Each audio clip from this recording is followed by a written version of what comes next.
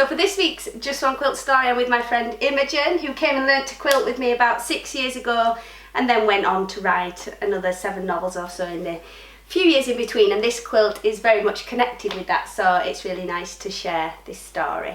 I'd always wanted to do it, and I had tried to buy some quilting fabrics previously and had to do some hand quilting, and it was so I just felt I didn't know anything about any of it, and the whole thing was a little bit scary, and so I gave up. And then when I saw that you were starting this quilting course and that it was machine quilting, I thought, oh well, maybe that might be a bit easier and a bit more, bit of a better way in for me. So I came along to one of your courses and loved it, and since then I must have made about 15 full-size quilts, I think. And then a couple of little diddy ones. Can you tell me the story of how this quilt came about? I can. So I wanted to be a writer. I was doing I was doing a university course, I was doing various bits and pieces, and I'd stolen this little room in my house, but it's got no heating in it, it's really cold. So I decided I'd made quilts for my kids, and I'd made quilts as gifts, and this was the first piece that I did just for me, specifically for myself, and it was, the purpose of it was to be able to wrap it around my legs while I was writing so I didn't get cold. So I sourced fabric that's got words on it as the sort of a writing theme, and I chose the heart design because I wanted it to be, because it was something that I loved.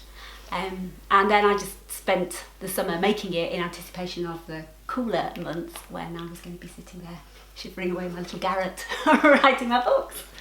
And does it work? It works really, really well.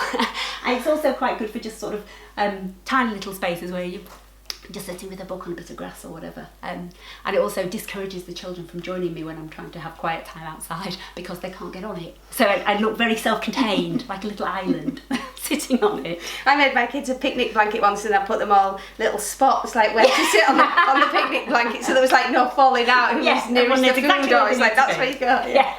And then the magic happened. And then the magic did happen, and then I published a book myself, which got picked up. And then I got offered a publishing contract, and now it's a year since the first book came out, and I've had 3 #1 bestsellers, and I've sold around 200,000 books. So this quilt is very dear to my heart because it was there right at the beginning before all this happened. Yeah, and it's still keeping you warm. And it's still there because I still haven't got any heating in my writing room. I think when you're busy with your hands or busy with a different part of your body, it's not so much that you switch off, it allows your brain to think of other things. So when I'm doing something else, quilting or knitting or something, I'm quite often thinking of really good plot ideas because my brain is not really it's kind of concentrating on what it's doing, but part of it is able to go and think about other things as well. So as long as I'm not chatting, I can't chat and plot and quilt at the same time. But if I'm on my own, then I find it quite nice that I've got something to do with my hands, but my head is still thinking, and that works really well. And it's nice to have things to do in the evenings as well, because otherwise I'd spend the whole time just watching a screen and being on a screen at the same time, which it can't possibly be good for us.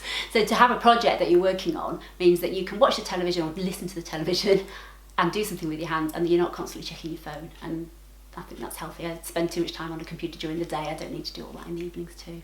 Here, when I first started quilting, I decided I wanted a little motif, and so I embroidered a little ladybird with a little curly twilly thing where it's been onto the quilts. And some of the ladybirds are more successful than others. But this one's not bad, he does look a bit like a ladybird thing. It's such an incredible world, you know, there's just so much to suck you in, the different fabrics and the different styles of quilting and all the different patterns and the people and Instagram, and suddenly there's this whole world I knew nothing